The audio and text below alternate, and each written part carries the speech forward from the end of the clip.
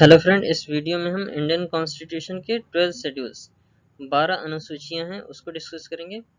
प्रारंभ में टोटल 8 अनुसूचियां थीं, लेकिन 4 अनुसूचियों मतलब 4 शेड्यूल्स को इंक्लूड किया गया। तो फर्स्ट शेड्यूल की बात करें तो इसमें हम लिस्ट ऑफ स्टेट्स, उसके नेम और उसके टेरिटोरियल ज्यूरिडिक्शन की बात होती है। ठीक है।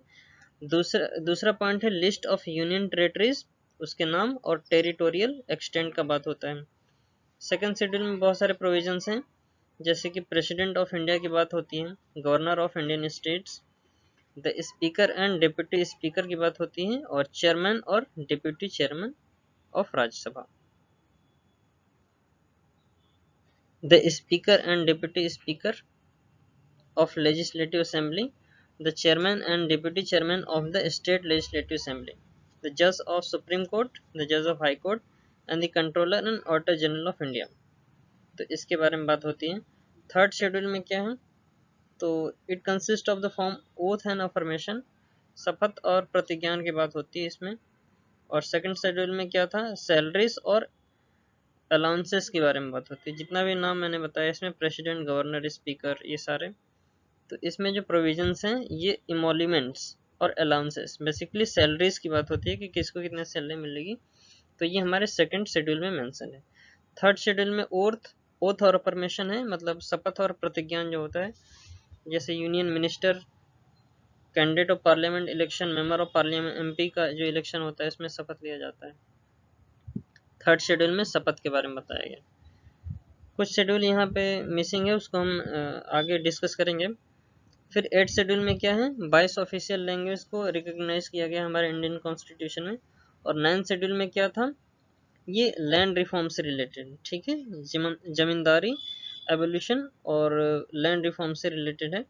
10 शेड्यूल में एंटी डिफ्लेक्शन लॉ है या एंटी डिफेक्शन लॉ है, that is the member of parliament and state legislator can disqualify on the ground of deflection. दल बदल कानून जो नहीं होता है, जैसे कोई भी सदस्य दूसरे सदस्य में जब जाता है, एक तरीके से अदला बदली करता है, तो ऐसा प्रोविजन, इसे हम एंटी डिफ्लेक्शन लॉ के तहत उसकी जो सदस्यता होती है वो समाप्त की जा सकती है। तो ये 10th शेड्यूल में मेंशन है। 11th शेड्यूल में हमें पता है कि जो पंचायती राज हैं और उसके जो मैटर्स हैं, पावर्स हैं, अथॉरिटी और रिस्पॉन्सिबिलिटीज हैं, ये 11th शेड्यूल में है। 12th शेड्यूल में 18 matters related to the power of authority and responsibility of municipalities. Urban areas में जो लोकल बॉडीज होती हैं गवर्नेंस के लिए, तो उसे हम म्यूनिसिपैलिटीज कहते हैं। और जो पंचायती राज होते हैं ये हमारे रूरल एरियाज, विलेज में होता है। तो ये हमारे 12th शेड्यूल है। तो इसमें सारे शेड्यूल को डिस्कस करेंगे, क्योंकि 12 शेड्यूल है तो सबको एक एक करके एक्सप्लेन करते हैं। तो सबसे पहले शेड्यूल फर्स्ट की बात करते हैं, जिसमें इंडिया के सभी स्टेट्स और यूनियन टेरिटरीज और उसके टेरिटोरियल ज्यूरिडिक्शन के बारे में बताया गया है, जो कि आर्टिकल 1 से लेके 4 तक। शेड्यूल थर्ड में ओथ और अफर्मेशन की बात की गई है, मतलब शपथ और प्रतिज्ञा। लेकिन प्रेसिडेंट जो आर्टिकल 60 में है, वाइस प्रेसिडेंट आर्टिकल 69 और गवर्नर जो कि 159 आर्टिकल में है, ये शेड्यूल थर्ड में मेंशन नहीं है। उसके अलावा जज of supreme court central level पे जो आर्टिकल 124 पार्ट 6 में है, ये शेड्यूल थर्ड में है। और साथ ही साथ central minister, elected member of parliament, ये भी शेड्यूल थर्ड में मेंशन है। और स्टेट लेवल पे जज ऑफ हाई कोर्ट जो कि आर्टिकल 219 में मेंशन है। और state ministers, elected member of state legislative assembly और मेंबर ऑफ लेजिस्लेटिव असेंबली, मतलब विधायक है ना, ये है। Plus controller and auditor general of India CAG का भी जो प्रोविजन है, ये भी शेड्यूल थर्ड में मेंशन किया गया है।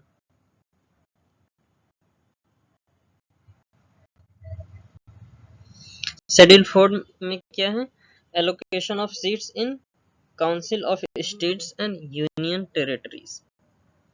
तो सीट 31, असम में 7, अरुणाचल प्रदेश, नागालैंड, मणिपुर, त्रिपुरा और मिजोरम, गोवा और सिक्किम में एक एक सीट है काउंसिल ऑफ स्टेट्स की।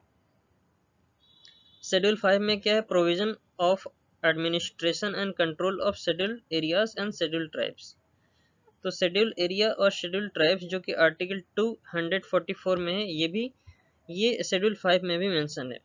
शेड्यूल 6 में क्या है, provision of administration of tribal areas in the state of Assam, Tripura, Meghalaya, Mizoram।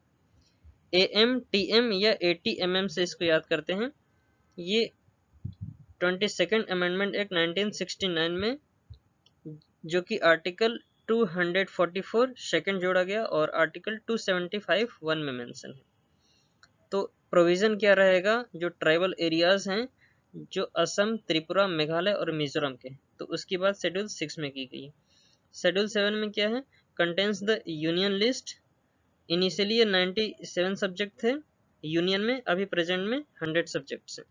Central, ये सेंटर पे हो गई बात।